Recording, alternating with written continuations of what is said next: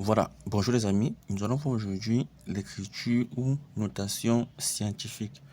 On va commencer par rappeler qu'un nombre est sous la forme scientifique s'il s'écrit sous la forme a fois 10 puissance p, où p appartient à z et a ayant un seul chiffre non nul avant la virgule. Ça veut dire que a ne peut s'écrire que soit 1, 2, 3, ainsi de suite jusqu'à 9, on peut avoir les moins bien sûr.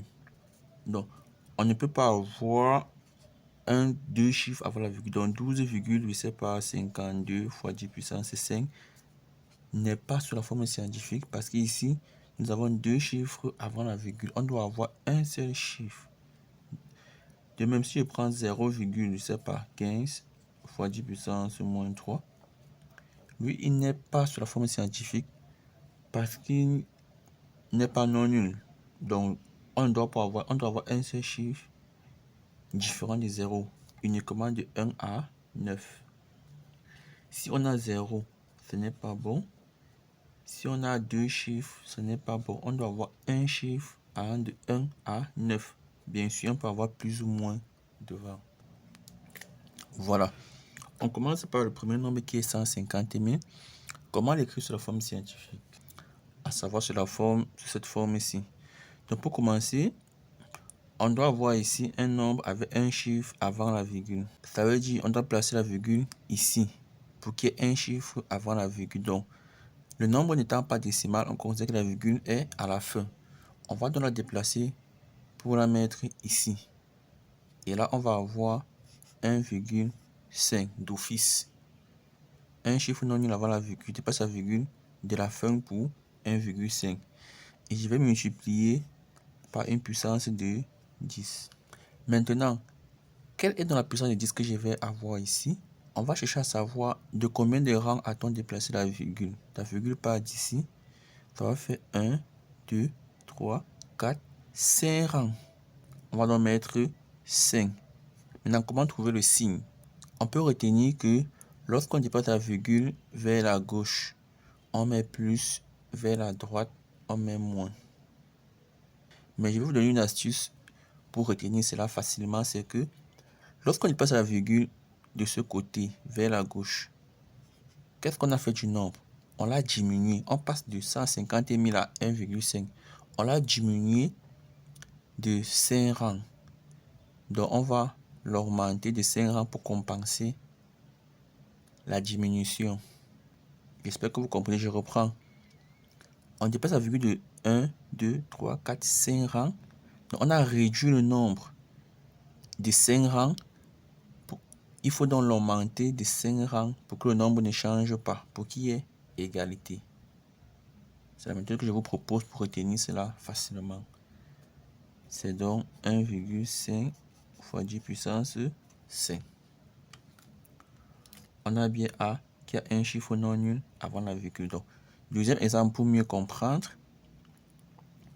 Ici, on a une puissance de 10.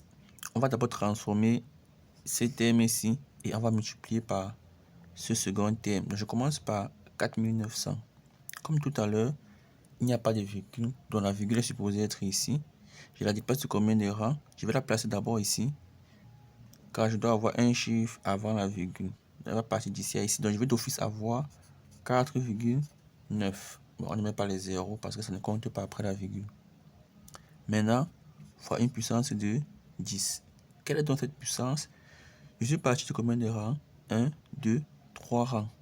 J'ai réduit le nombre de 3 rangs. Je l'augmente de 3 rangs. Donc, je mets plus 3 et je conserve le 10 puissance 2 qui était déjà là. Et ça me donne 4,9 fois 10 puissance. On va additionner les puissances. 3 plus 2, ça va faire 5. Car on sait que 10 puissance n fois 10 puissance m, c'est 10 puissance n plus m. Donc on additionne les puissances. Pour le troisième cas, on doit avoir un chiffre non nul avant la virgule. Donc je dépasse la virgule jusqu'ici. J'écris d'office 1,4576 d'office. Maintenant, fois une puissance de 10. Maintenant, quelle puissance vais-je avoir ici? J'ai déplacé de 2 rangs vers la gauche. Donc, je vais mettre plus 2. Si c'est vers la droite, je mets moins.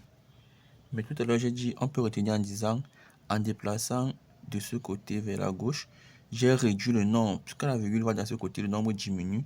J'ai réduit le nombre de 2 rangs. Je dois multiplier par 10 puissance 2 pour compenser.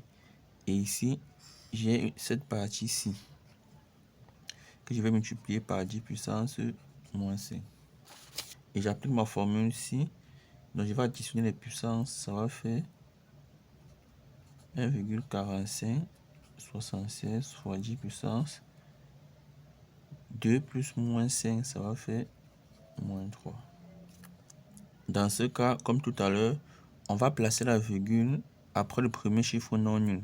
Donc, je vais dépasser la virgule d'ici pour avoir un chiffre avant la virgule. Ça va faire 6,25 d'office. Maintenant, fois quelle puissance de 10 pour compenser, je déplace vers la droite. Donc, je vais faire ces 2 rangs, je vais faire moins 2. Ou alors, je vais dire, en déplaçant vers la droite, j'ai augmenté le nombre, donc je dois réduire la puissance. J'ai augmenté de 2 rangs, je vais réduire de 2 rangs pour compenser.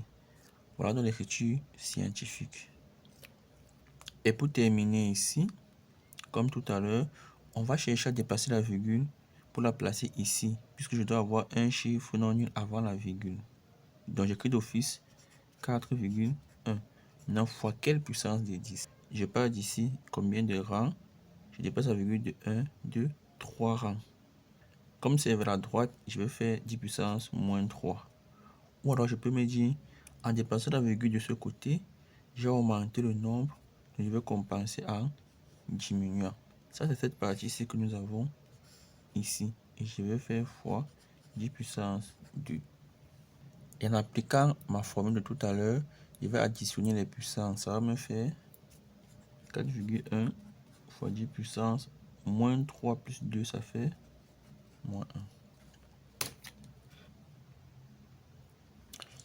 Voilà les amis, c'était tout pour cette capsule vidéo.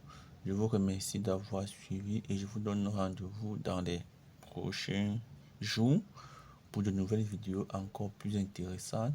Je vous invite à bien vouloir vous abonner, à partager, à commenter cette vidéo. À très bientôt. Ciao, bye bye.